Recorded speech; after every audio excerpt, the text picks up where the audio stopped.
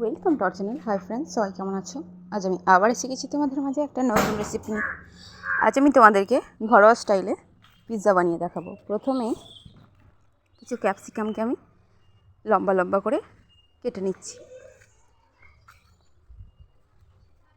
দেখো, এখানে আমি একটা ক্যাপসিকামকে ভালোভাবে কেটে নিয়েছি।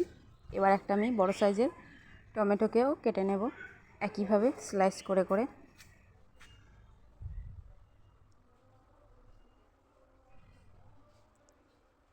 এটা কাটা হয়ে গেলে আমি একটা পেঁয়াজকে কেটে নিচ্ছি শুধু। আর তোমাদেরকে কিছু কথা বলে নিই, যারা আমার চ্যানেলে নতুন আছো তারা অবশ্যই আমার চ্যানেলটিকে সাবস্ক্রাইব করে পাশে থাকা বেল আইকনটা প্রেস করে দেবে, যাতে করে সবার আগে তোমাদের কাছে আমার ভিডিও নোটিফিকেশনগুলো পৌঁছে যায়। আর যারা আমার সাবস্ক্রাইবার আছো তাদেরকে অসংখ্য ধন্যবাদ। আর যারা আমার ভিডিওটা ফেসবুক থেকে দেখছো তারা অবশ্যই আমার পেজটাকে ফলো করে নেবে।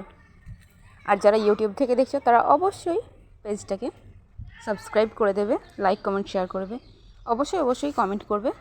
এবার আমি এখানে ময়দা নিয়ে নিয়েছি 1 কাপ মতো, আর তার মধ্যে 6 থেকে 7 চামচ মতো দই দিয়ে দিয়েছি। যতটা তোমার ওই আটাটা ভিজাতে লাগবে ততটা পরিমাণে। এবার আমার এই ময়দাটা ভালো করে ডো করে নিয়েছি। এটাকে আমি 1/2 ঘন্টা রেস্টে রেখেছিলাম। এবার আমি এটাকে তেল দিয়ে একটা বড় রুটির মতো বেলে নেব গোল করে। দেখো, এটাকে এইভাবে বেলে নেব। এর মধ্যে আমি সামান্য লবণ দিয়েছিলাম।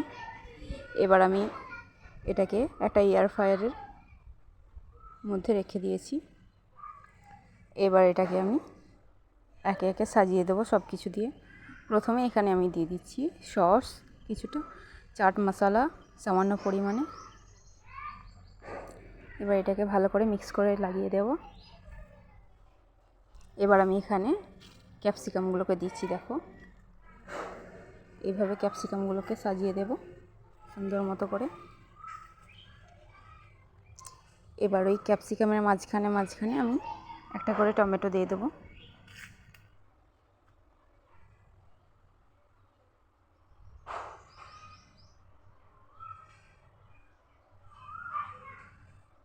এবার আমি সামান্য পেঁয়াজ কুচিটা দিয়ে দিলাম।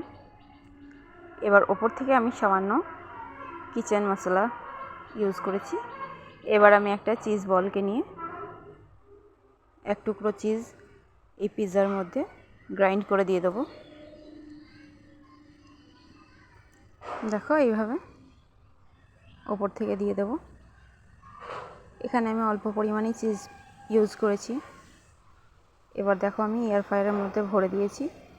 এটাকে আমি এবার টাইমার সেট করে দেবো 15 মিনিট মতো। আমার হয়ে গেছে এটা। আমি তোমাদেরকে কেটে দেখাচ্ছি। দেখো,